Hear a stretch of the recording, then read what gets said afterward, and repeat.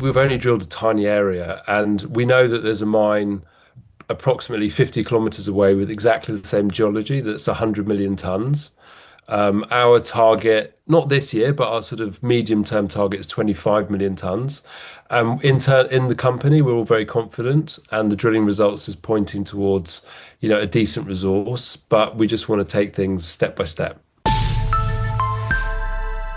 Hello, you're watching Proactive. I'm joined by Charlie Long, the CEO of Critical Mineral Resources. Charlie, very good to speak with you. It's been a while since we last spoke. So for new investors, what makes Morocco such an attractive jurisdiction for copper exploration?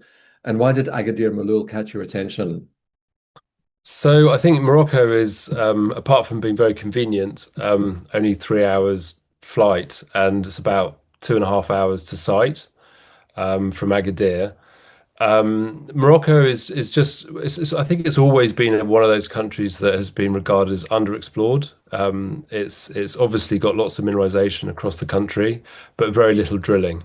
And it's actually number two in the Fraser Mining Institute sort of annual book. I think it's the number two jurisdiction in Africa after Botswana. So it's a great place. Your first assay results from Agadir show copper intercepts averaging 5 meters, so well above your 2-meter target. What does that tell you about the scale and quality of what you have there, Charlie? So yeah, just to clarify, those are the first results from this year's drilling. We did some drilling last year as well. And again, we did have more than a 2-meter average width.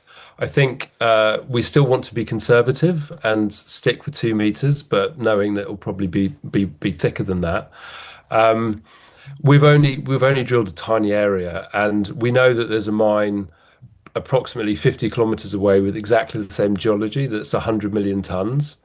Our target, not this year, but our sort of medium-term target is 25 million tons.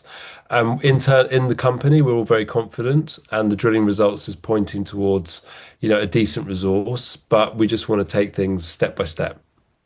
You've drilled less than 3% of the target area, and you're already targeting a maiden resource by the third quarter.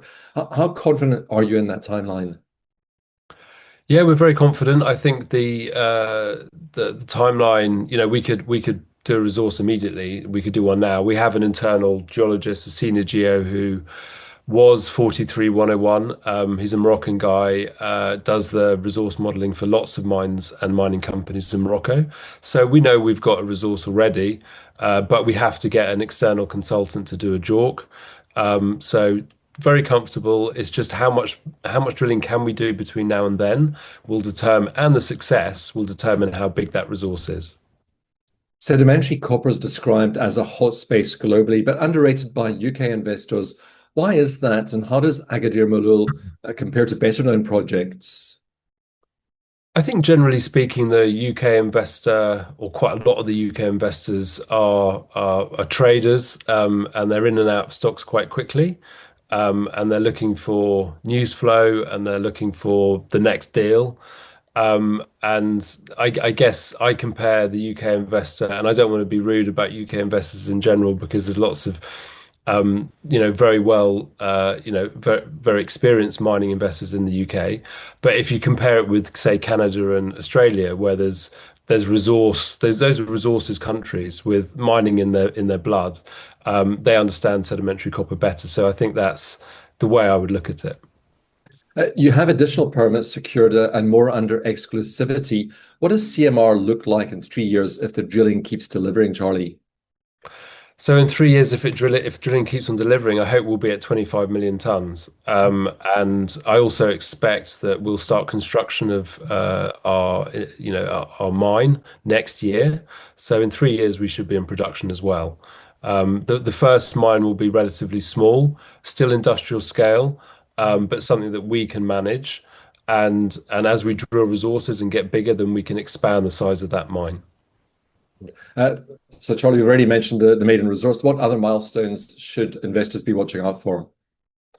So probably the EIA on the processing plant and the metallurgy work, and just all the different studies that go into the feasibility study, which we should also be publishing later this year.